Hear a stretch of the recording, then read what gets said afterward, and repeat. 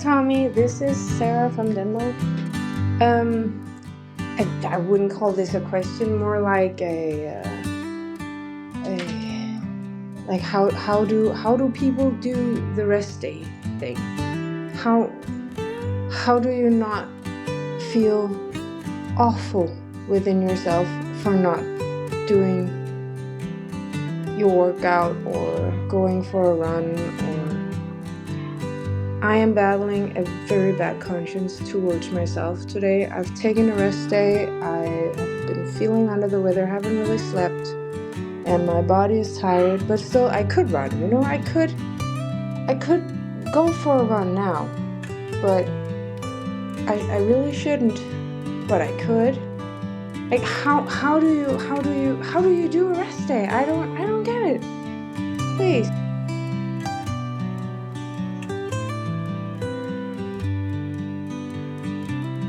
Hello, welcome back. It's me, Tommy. It's just me. I know we've had a few guest episodes recently, but this episode is a solo episode, just me, and some listener questions. We're doing a Q&A. I know, it's been ages. It has been. We did the Q&A 2 months ago, and it was, I believe, either the first week or the second week. I think it was the first week I was in Vietnam, and that was 2 months ago. And it's been a while. I threw a listener question on the end of one of the episodes, solo episodes. I forgot to do it on the other two. This is where we're at, guys. So there have been some since. We have 8 questions to go through, which I'm psyched about. We will try and get through them with 3-minute answers, 3 to 5 minute answers, depending on the question. Sometimes it's difficult.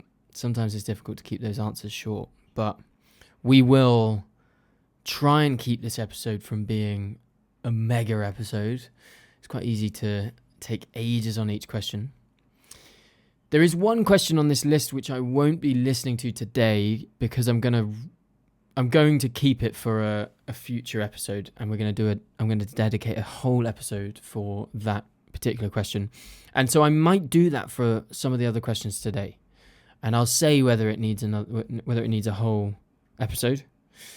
And that'll be the case. So and then I won't sort of fumble around thinking about how I can answer this in the most succinct and quick and within 5 minutes kind of way, and instead I can just say, do you know what, I'll give this a little answer, teaser, and then we'll dedicate a whole episode towards it. Because some of these questions, they're big questions, and a lot of these questions, they will relate.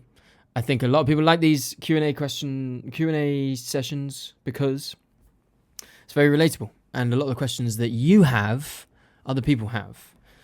So, if you are someone who wants to ask a question and you want to feature on a future episode, like these 8 wonderful people today are going to, then you just need to go to the show notes. You just need to click the link that says submit a question, and you need to record a 1-minute voice note.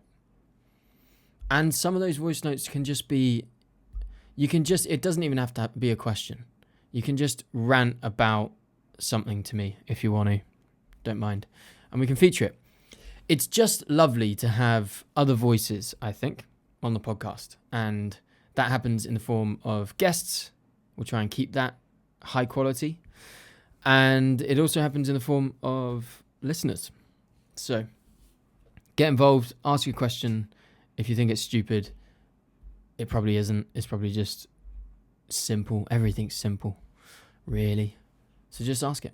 And it's often the questions that you think are the stupidest are the most valuable because everyone's thinking them. And that's why you think it's stupid, because everyone's thinking it. Maybe. I don't know. But first, before we dive into the episode, I just wanted to quickly mention that my coaching is now open for the December intake. So it's currently the 24th of November. So there's a new intake on the first Monday of every month. So if you're listening to this and you want in on December, you want to commit to December, put some structure in place to support you through this cold, horrible, dark month. If you want to instill a sustainable running practice in your life with strength and running all programmed in there. If you want me to be your coach, go to the show notes, click the link, sign up, claim your spot. So, I want to start by saying a genuine thank you for listening. I try and thank you a lot because I am grateful. You could listen to anything, but you came here, and I appreciate that. You know, I am doing what I can to release as much value as I can through what I know, but I don't have all the answers, and I shouldn't be your only source of information. So, because of that, I'm grateful that you are here, and I hope that I can offer you the value that you're seeking. There's been a lot of guest episodes recently, and I want to tell you why.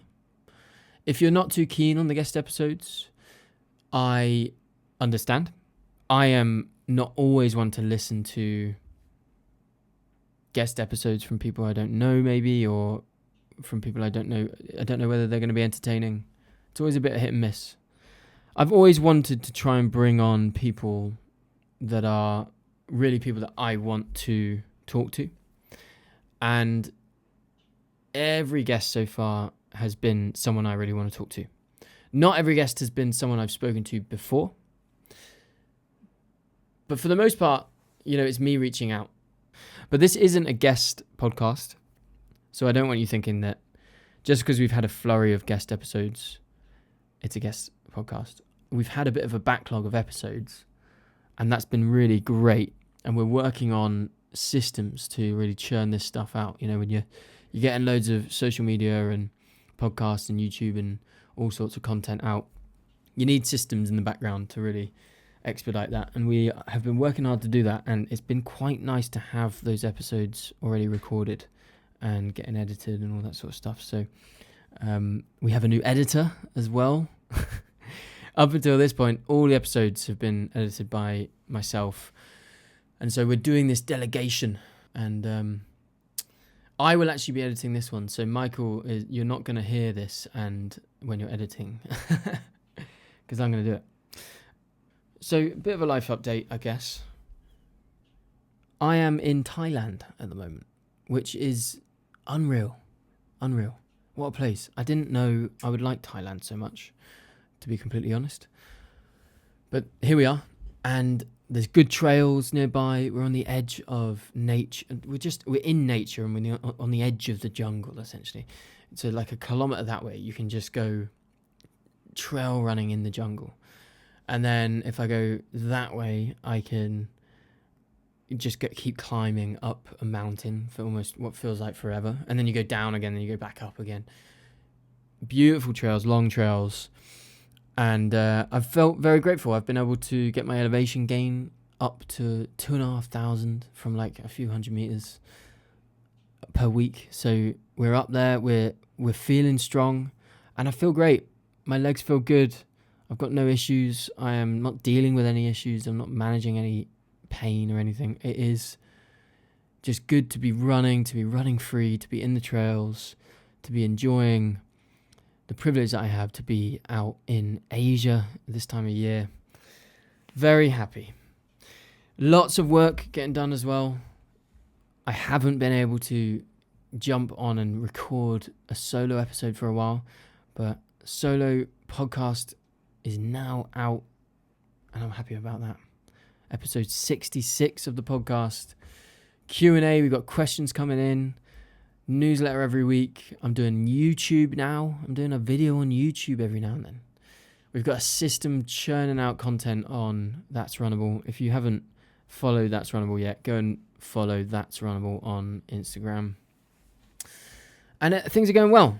The coaching hub is growing, and people are very happy in the coaching hub, and that makes me very happy. There we go. There's a bit of a life update. Was that fun? Was that interesting?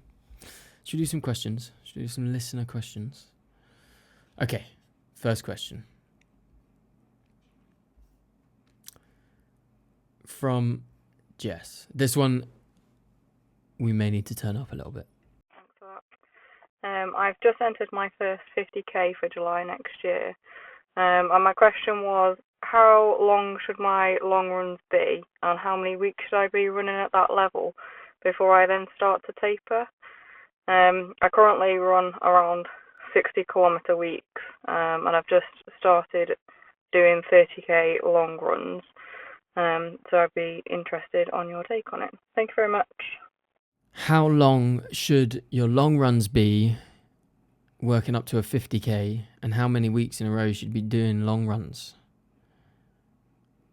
Well, the short answer to this is always going to be, it depends. But generally, a 50k, depending on the race itself, is not going to be too dissimilar from a marathon. If you were to just do a marathon training block, you'd be able to run the 50k. Let me put it that way for you.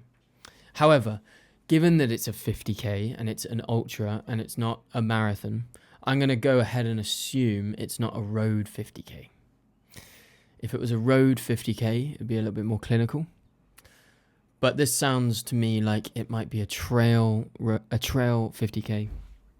In which case, it's very difficult to just equate distance to mean your volume. So to just have volume be distance, if you're a trail runner, is not a good idea, is what I'm trying to say. So we need to be thinking about the time on feet, I would say. And generally, as a rule of thumb, you don't want to be spending more than 30% of your volume, of your time on feet, your distance, your elevation gain, however you want to consider volume. You don't want to be throwing any more than about 30% of your weekly total volume into that long run. This is such a common mistake. People do long runs that are 50% of their total weekly volume. And that is too much on that long run. That's going to be way more taxing than it's going to be way more taxing than it needs to be. If you're doing half of your week in one run, that is loading far too much into that one run. We need to increase the frequency of the number of runs you're doing. So we just need to increase the number of runs you're doing, increase the frequency of running, then increase the volume, then throw in some intensity. So when you're increasing the volume, we need a lot more base building stuff outside of our long run. The long run is magic, amazing, but it has to be supported by a good amount of base. So make sure you're increasing overall volume, the amount you're running overall, before you're just throwing your long run up to like 30k. So you want to be doing, you really do want to be doing like 80k a week to be doing 30k long runs. A lot of people might think that's asking a lot. Well, running asks a lot of you. 50k is a long distance. And if you can't run the total weekly volume that you should be running to do a 50k, it's just going to be more risky. You are just going to have to admit there may have been more you could have done. Now, that being said, you could have obviously demand more of your legs with some strength training, cross training, all sorts. But if all you're doing is running 30k during the week and then running 30k in your long run, that could be a bit much for that long run. And then to quickly answer the question, how many weeks in a row should you be doing it before the race? If you were to do like a solid 5 or 6 weeks of a long run every single week and manage that properly and have high volume, you would absolutely destroy that 50k. You'd destroy it. So, to shorten the answer and to give you just a quick summary answer, Jess, I would say you want to try and get your overall volume up a bit more and keep the long runs somewhere between 20 and 25k, and then eventually towards closer to your race have a good 4 to 6 weeks in a row where you really have a lot of volume and your long runs equate to 30% of that total volume. You might measure it by time on feet. If you do, let's say you're doing 9 hours of training in a week, just to keep the math simple, then 3 hours could be out on a long run. Now, don't think you are not allowed to do a long run if you haven't got that total volume.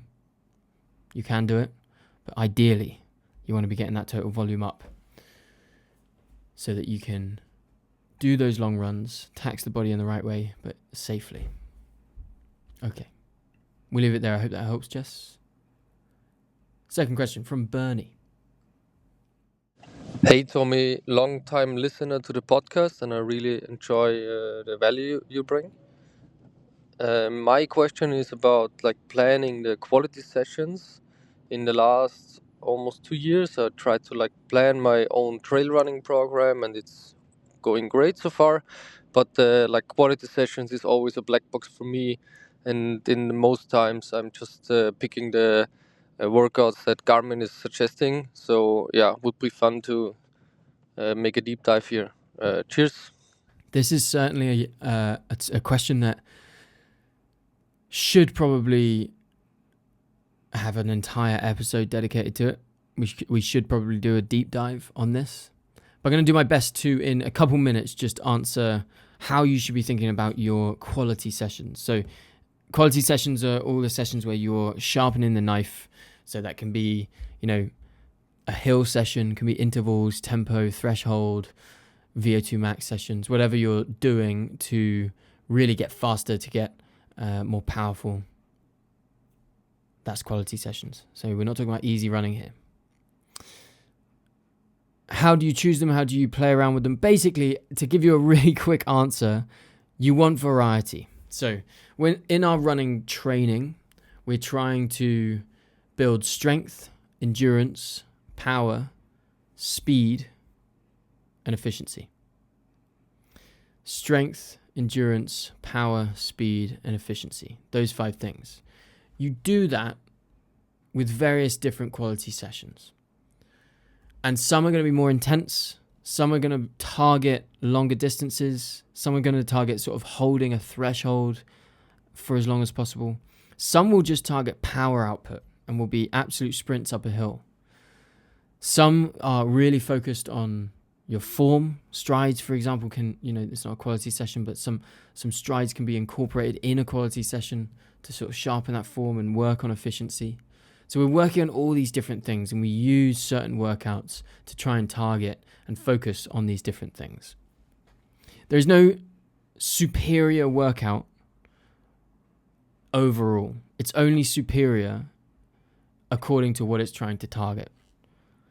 So if you're really trying to get faster at the shorter distances, you're going to want to get right up to that top speed and work on actually moving efficiently and on being extremely fit and fast at those top speeds. So you might have shorter intervals, but at a faster speed. If you're trying to work on, maybe you're training for a marathon, or maybe you're training for, ultras, and you want to make sure you've got that fitness. It might not be that speed is necessarily the thing you're working on, but you want to really work on your VO2 max and get fitter. Then you might want to have, a 3 or 4 minute sprint up a hill a few times with not as much recovery. That's going to really work your heart. There are various different things you can do, various different workouts you can do. There are hundreds, if not thousands, of different variations of intervals that you can do. But the key is variation, is polarity, playing around with all different types. You're building power, strength, efficiency, speed, and endurance in all of your training. There might be periods of time, if you zoom right out and you've got periodized training, there might be periods of time where you are focused specifically on one goal. You're focused specifically on VO2 max building, or specifically on speed. Or you might be specifically focused on building a base, and there's a lot more sort of engine building activity going on. So it might be that you're focused on a 3 or 4 week basis on those different aspects. So you might focus on power, focus on strength, focus on speed for a few weeks at a time. Or it might be that you just do, a session on 1 week that focuses on power and strength, and another session the next week that focuses on speed, Another session that's really going to work on improving fitness and holding threshold paces for a long period of time. We keep a lot of variety in there. We throw in lots of different types of workouts that target different things, all the while keeping volume high. I hope that helps. If you are ever interested in having a program for yourself and just actually learning all this stuff, it is one of the purposes of my coaching hub. Okay, next we have Caitlin. Thanks, Bernie. Kia ora, Tommy. My name's Caitlin. I'm from New Zealand. I am also training for a miler at the moment. Mine's coming up in February this year. Next year, sorry. It'll be my first. I'm really excited. The one thing that I'm struggling with is training for the mental side of things. I was wondering if there's anything that you did during your training that you found really helpful for staying calm and collected and keeping on pushing through, especially given you had that little detour that added a bit of distance. Just any tips that you used or anything that you think would be valuable would be really appreciated. Thank you. Love the podcast. All the best. What's the question? How can I summarize the question back to you? What are we asking? We're asking, how in training do you deal with the mental challenge required during an ultra, like a 100 miler? I hope that's well summarized, Caitlin. It's a really phenomenal question because during an ultra, there are challenges that you face mentally that are pretty much impossible to prepare yourself for in training. Other disciplines, maybe shorter distance races or just other things out there, it's common that you will have prepared for the issues you're facing, or at least it's within the realm of discomfort or within the realm of what's expected. And so you prepare for it in your training. You know, if you're preparing for a marathon, you know what it feels like to hold a marathon pace for, hours at a time if you're really training properly for a marathon. So it's not too dissimilar on race day. Although race day is always going to be harder than anything you do in training, of course. But when it comes to running 100 miles, nothing can prepare you for some of the experience that you're going to have, During Devil's Gulch for me, very little can prepare you for a serious setback of adding an extra 10 kilometers onto your race halfway through the day, or just being completely spent, only 70k into a 170 kilometer race. Nothing can prepare you for that psychological challenge. But I can give you some sort of general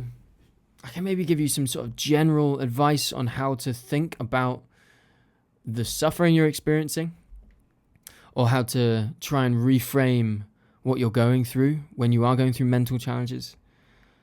But truly, during an ultra, the hardest thing to overcome is the narrative in your head, because it's all a narrative. Any level of suffering, there is a narrative attached to that suffering. And quite often, it is untrue. That narrative that we're telling ourselves during an ultra, it's not true. The story we're telling ourselves. I do believe that if you recognize that it's just your voice in your head, it's just your thoughts and a narrative, if you recognize that actually there are no issues that you're facing outside of the stories you're telling yourself, you can just do the thing that's in front of you without overthinking it. You can just take the step. You can just stand up from the chair. You can just grab your poles. You can just start marching. You can just keep going if You rid yourself of the negative stories you're telling yourself about the situation you're in. And so whenever possible, it is important to remember that the suffering, the struggle, the fear, the feelings of being in such pain and belief that you're not going to finish and all this stuff, that is all just stories you're telling yourself. So it is a practice of not trying to silence the mind, but recognizing when it is the mind and it's not reality. Recognizing that it is possible that what you are thinking is complete fiction or is simply misguided. Quite a lot of the time, when we have thoughts of jeopardy, when we think everything's going badly, it's not true. And you prove that to be untrue by giving yourself evidence that it's untrue. You push through. You take the step anyway. You keep going. That would be the advice that I give that comes to mind, to just try and be in the moment, to remember the physical pain you're feeling is probably just a 3 or 4 out of 10, which can be dealt with for a long period of time. And all the other suffering is just stories you're telling yourself. All you need to do is keep going and wait for the stories to change. Got a question from Cody from Czech Republic. Hey, Tommy. This is Cody from the Czech Republic. I've been listening to you for a while now and watching your stuff. Love your mindset. Really appreciate what you're doing. My question kind of revolves around handling the hype, like wanting to go really hard and work really hard and push yourself hard, but also dealing with maybe minor annoying injuries. I've had like knee pain, shoulder pain, couple little like tendon things, very, very small. But they just limit me. And I feel like if I push too hard, I'll just end up turning these into long-term or bigger issues. So I guess I'm wondering, how do you balance that? Like wanting to go hard and work hard while, trying to make sure you don't damage your body. It's a phenomenal question, and one that many people feel your frustration with. This desire to do more. You're watching other people, they're doing so much more. They don't seem to be having the problems I'm having. I want to train more, but I just can't because my knees or my hip or my foot, or I just feel too much fatigue or all this sort of stuff. I get it. Well, maybe I should stress that the work doesn't always look like you want it to look. The work doesn't always look like you want it to look. It is easy to see people putting in the work, in inverted commas. It's easy to see people putting in the work, cycling and running and gymming and doing all these things. They don't seem to have any issues. They are able to just increase their volume, no problem. And it's easy to think that that's always what the work looks like. You would be sorely mistaken, my friend. Hard work, proper hard work, discipline is coming back from injury. It's when you're dealing with a problem and you have to deal with the problem instead of just making it worse by doing more exercise. Just running through things is not intelligent, it's not smart, and it's not the work. The work is what is required to get you to where you need to go. And what is required is not just more miles. it's usually more balance. What is required is not just more miles.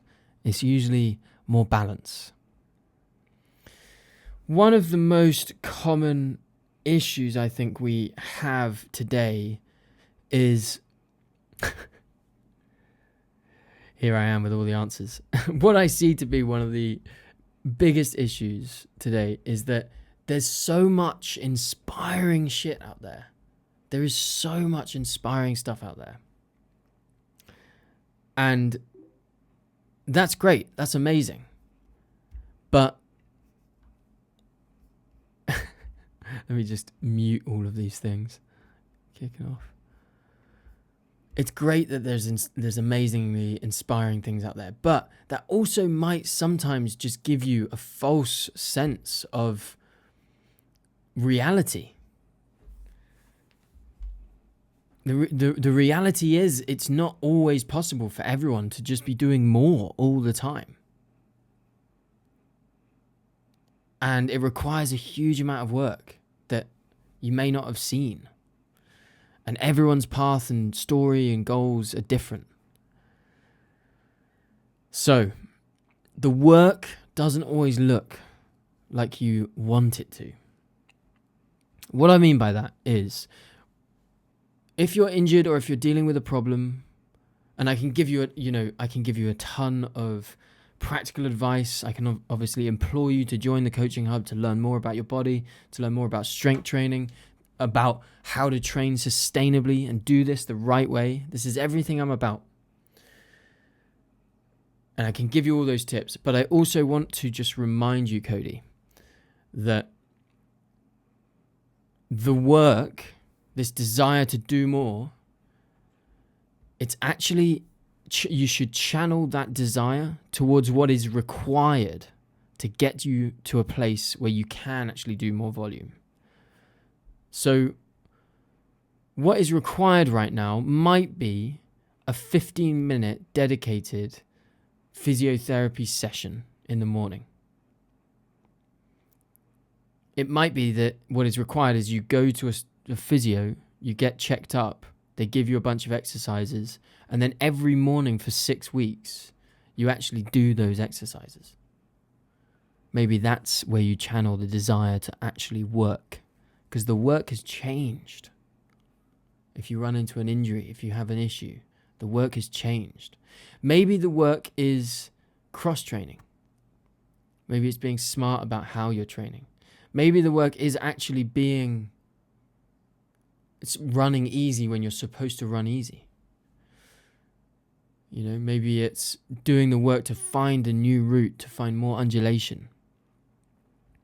The work looks different, and you're always going to be a runner no matter what work you're doing. Even if you can't run, you're still a runner because you're working towards that goal, no matter what you have to do, whether it's physiotherapy, strength training, cross training, whatever you need to do to get there. Quite often, the less glamorous work is the real work. Quite often, the work that isn't Instagram reelable running on a treadmill is actually the boring stuff. It's the physio, it's the rehab, it's the recovery. A big question here, Cody. Are you eating enough? Are you sleeping enough? Are you doing the unglamorous basics? It's highly likely you're not eating enough. So think about the basics. Think about how the work you want to do, you want to work hard, you want to go to the gym, you want to do more. Actually, maybe the real hard work is not the stuff you want to do, but it's the stuff you're avoiding. Here we have Sarah from Denmark, who you heard at the beginning of this episode. Hey Tommy, this is Sarah from Denmark. I wouldn't call this a question, more like like how do people do the rest day thing? How do you not feel awful within yourself for not doing your workout or going for a run or I am battling a very bad conscience towards myself today. I've taken a rest day. I have been feeling under the weather, haven't really slept, and my body is tired, but still I could run. I could go for a run now, but I really shouldn't, but I could. Like how do you do a rest day? I don't get it. Please. I did find that voice note quite funny.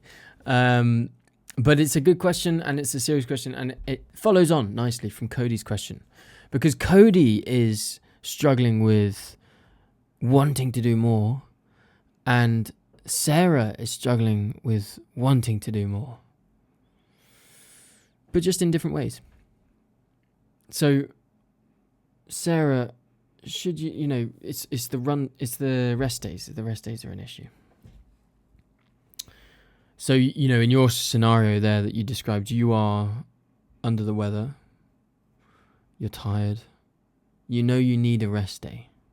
So that's why you've given yourself a rest day. But you're feeling a bit antsy, you're feeling a bit like, I guess I get this impression that it's hard because your day is incomplete without the run. And that's awesome. I mean, that is sweet. To be such a consistent exerciser that a rest day is difficult, you're doing well. You are really showing up. So, well done there, Sarah. Because to get to a place where having a day off feels weird, you have to be training a lot. You have to be doing a lot. You have to be a real go-getter. And because I just want to remind you, there's a lot of people who would love a rest day and give themselves a rest day quite frequently. And that's cool too. Do you. But for people who feel weird about a rest day, firstly, I want to say you got to chill out. You got to chill out about your training. I don't believe that you feel that uncomfortable in your skin that you're not able to just wait and do something else instead. I don't believe that. I think that it is very possible for you to go for a walk instead of a run. I think it's very possible for you to do some mobility and feel like you've been productive in that way. It's very possible for you to do nothing, and when you are so tired, you are so under the weather, you have been training so much, you can just revel in doing nothing and feel good about that. We want to establish a healthy relationship with running. We want to feel good when we're training. We want to feel good about not training. It's all important. Now, to be practical with you, Sarah, like I just said, if you are like, I want to get out, I need to get out, get out. Don't worry. If you're really, you need to get out on a run, go out, do a really light walk, run, go through the motions, pretend you're going for a run and just go out. As long as it's not going to negatively impact your health, it's a great call because it's helping your mental health, getting out there, you're doing the thing. I've had rest days before where I know I'm supposed to rest, so I've just gone on a 45-minute walk in the morning instead of a run. For me, that is perfect rest. It's active recovery. Still a rest day. So think about what you can do. Think about other alternatives that are really, really easy for you and your body to do, that are only going to increase blood flow, increase recovery, help you out. Not going to add load. Think of what you can do. Do that. Take yourself less seriously. Take it less seriously. And be proud of your day off. Having a day off. Give me food and I'm going to chill. I think you're all right. I reckon you'll be good, Sarah. Well done though for getting to a point where rest days are so difficult. I don't know how I feel about this, you know. I don't know how I feel about the whole kind of like no days off stuff. There's a part of me that loves it. I love the whole kind of joking about not taking any days off, about doing shit every day. For people who have been doing that for ages, I think it's sick and it's funny to make jokes about how... I think Andy Glaze made a reel recently that was like, isn't it crazy that there's only one rest day left until 2026? And obviously there's like 2 months left of the year. That's funny because he's saying, to explain the joke, he's only having one rest day in 2 months. I mean, that's funny stuff. But for me, I'm like, I've gone through that. I've gone through this period in my life where I have obsessed over doing more every day, you know, run in the morning, gym in the afternoon, more, and no days off, and, you know, rest days of a pussies and all this. And then I've just gone, actually, nah, I think I can get further with my training, have a better relationship with my running, take myself less seriously, enjoy the whole process if I do just take a day off every now and then. Obviously. Maybe take a day off every week. Oh, crazy. You know, and just being like, yeah, it's my day off. I'm not doing anything today. Does that not allow for a more balanced approach? Does that not allow for better relationships? Does that not allow for a cooler approach? It doesn't have to be that intense. It doesn't have to be like always working. You're not enough. Do what you need. And then lean back and chill out every now and then, you know? It's a bit of a rant for you. Okay, Will. We have a question from Will. Hi, Tommy. Just want to say thank you for all the amazing podcasts and all the amazing content that you pump out. I've been listening to the podcast since day one and absolutely loved it and highly recommend it to absolutely anyone that I talk to about running or even just in general about the gym, strength training, etc. But my question is to do with running at nighttime. Now, this is something I haven't really done much of on trails, but I have done through the town that I live in. But I need to start getting out on the trails for some longer runs. And with it getting dark, more in the mornings and night times now, it's something I'm really uncomfortable with. Just wondered if you had any tips to sort of get more comfortable with being alone in the dark on trails. But yeah, anything you have would be amazing. Thank you. Good question. Thanks, Will. Okay. Dark running, nighttime running. I don't want to talk about this in a kind of safety. I mean, I don't want to go down the rabbit hole of talking about safety and how some people feel less safe than others. And there's a lot of content out there about that. Very practically though, like if you're an ultra runner and you're training for ultras, you are going to need to train in the dark. You're going to need to get practice with that. The more comfortable you can get in the dark, the better, I think. And so it's good to do a bit of night training on some trails. The only way I think to get comfortable with it, if you're not comfortable with it, is to just do it more. I know that sounds ridiculous to say, but it's not really an answer. So sorry, Will, but it is just exposure, constant exposure. But the way to try and expose yourself to it, I think, is to do it in a way that is more in your control. And one way to do that, I think, is instead of running into the night, run from the night into the morning. So I would advise a sunrise run instead of a sunset into the night kind of run. There's a bunch of reasons for this, but I think if you're trying to feel a little bit more comfortable in the dark, I think it helps to not have had a full day before and not feel tired from the day. Your emotions are going to be everywhere dealing with whatever thing you're dealing with from the day. You are going to feel more tired because you're doing an evening run, so you're running into the dark. I think you're going to feel more safe if you're going into the day. I found that when I know if I've got up for an early morning, if I'm running in the dark and I know I've got an hour of dark running and then the light's going to come after that, it just makes my dark running, my nighttime running more palatable in my mind and better. You're also going to be not so tired because you've had a full night's sleep, so you can get up and go. And you just feel more in control because you have been the one that's like chosen that you're getting up and going out, and you've done your thing, you've had your breakfast, you've done it all, and you're sort of more prepped for it. I think at the end of the day, it's a bit harder because you've got the whole day that you've dealt with before then dealing with nighttime running, which can be quite daunting. Obviously, all the practical things like take a first aid kit, take a lot of water, more than you need, take a phone with signal. If you're going out of signal, get a satellite thing going on. Like take equipment, take things, overpack, get prepared.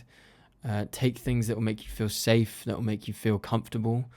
But let people know where you're going. Use the Strava beacon or send people messages, send them your route or whatever it is. Do everything you possibly can.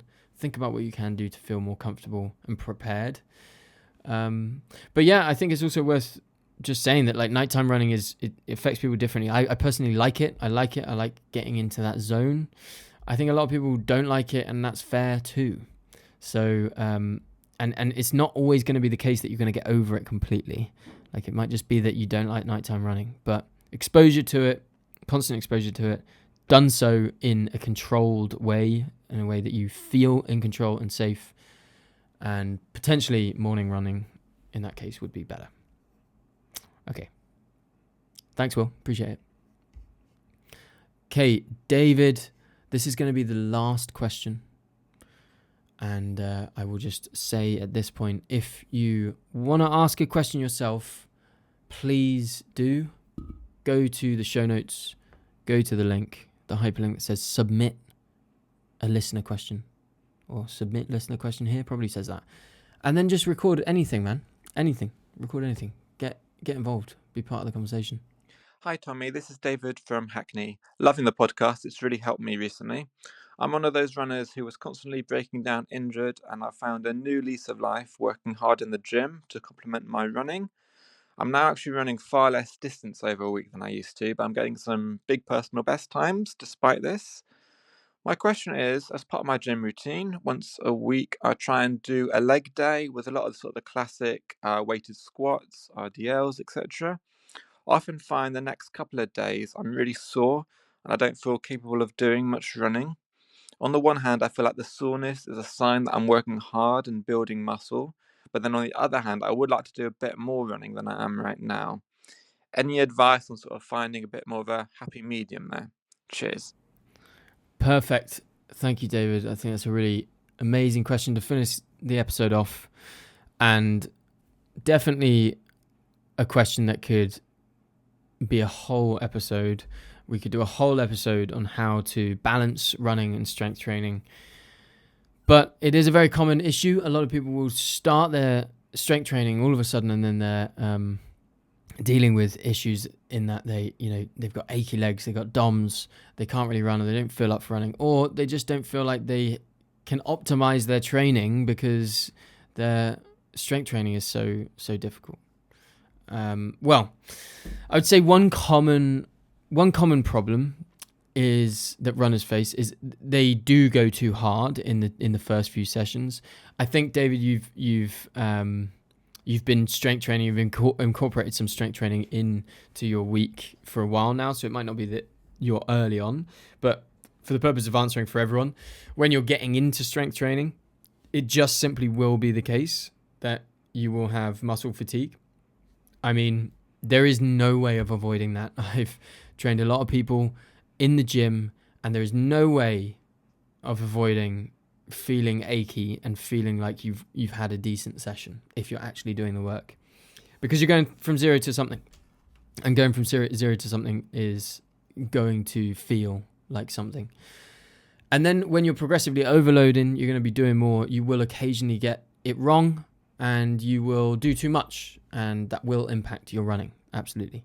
But you are right in thinking that you feel like you're making progress. You feel like it's kind of good. You got some heavy legs, and that's good because you are actually working those legs. And so that's good. You should see the positives in that way.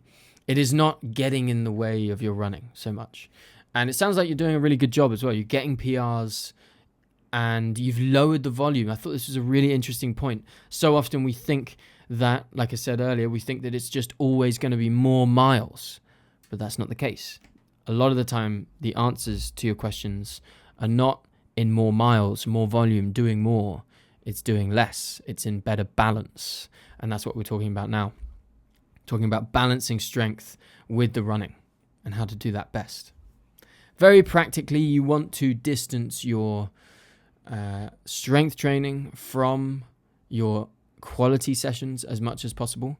The furthest away your strength training can be from a quality session is immediately after it. What I mean by that is you don't want to be doing your strength training before your quality session. So if you were to do it the day before, that's a bad idea. 2 days before, probably still a bad idea. 3 days before, not so bad. You might have recovered from your strength training. So at least sort of 3 days before your quality sessions. The easy running, well, that can just be done real easy. We're basing that on effort rather than pace. I believe that you will ease into the run. So it might feel in the first like half of your run that it's just too much on the legs. You can't get you can't run fast. Just do not worry in the first 10 minutes of your run how fast you're going. You're just moving the legs. Eventually, as you actually ease into that run, it might be that it becomes a bit more of a progression run. You're getting into the run a bit. You've got some blood flow. The legs aren't feeling so achy. Then you can really run at a regular pace. So I would say that it is only going to be the recovery runs, the easy runs that you're going to be doing after your strength sessions. So just make sure that you go easy on those days and you really sort of listen to your body, because it's super important that you're not overdoing it. But the quality sessions, never have them impacted by your strength training. You want to be lifting heavy occasionally, but you don't want to be jeopardizing your running. So it is okay to not lift heavy for a while. It's okay to lower the weight and just sort of increase the reps. You will still be doing a huge amount for your running if you're going through the movements, if you're lowering the reps. And the final thing I'll say is that it's sometimes important to think about periodizing your training and thinking about when you're doing heavy gym training in the overall longer term picture. So if you're looking at like a periodized sort of 6 months, for example, it might be that in the first few months of that 6-month prep for a race, you are really going heavy in the gym. You're building like a lot of muscle mass and you're going heavy in the gym for 2-3 months. As you approach the race itself, you're going to want to ease off on the strength training and focus more on speed, on endurance, on power, on strength in your running, rather than just in the gym. So it might be that you, at different stages in your phased approach, in your periodized training, you focus on different things. But generally, in sort of maintenance, when you are doing your strength training alongside your running, you're doing it consistently, just try as much as you can to avoid doing your strength training too close to your quality sessions. The rest, listen to your body. Don't just do mileage for the sake of doing mileage. You may overdo it sometimes, that's okay. But if you're progressively overloading, you're doing it gradually, you're doing it at the right pace, you shouldn't feel in too much pain. And if you're in too much pain, if you're hobbling around, if you are like really aching, I believe you've done too much. So you David, you really don't need to be feeling like in pain. You really don't need to be feeling like crazy DOMs and feeling like, oh man, legs are really struggling. It's a good sign that you are working hard in the gym, but you don't need to feel like that for it to amazingly complement your running. For it to really contribute to your running performance, you don't need to be suffering when you're walking down the stairs. So, I hope that answers your question. Thank you to everyone who submitted a question. I mean it when I say thank you for listening. I mean it when I say thank you for submitting a question. Thanks for getting involved. I love doing these episodes. They're my favorite. I hope you've found some value in them. I hope it's been interesting. I hope it's been a good accompaniment to your run. If you haven't and you would like to rate the podcast, I would love it if you rated the podcast, if you left a review on Apple Podcasts. That does do the podcast wonders. So please do that. Share it with a friend if you find it interesting. Drop me an email if you have any written question and you don't want to submit it on a voice note, but go to the show notes if you do want to do that.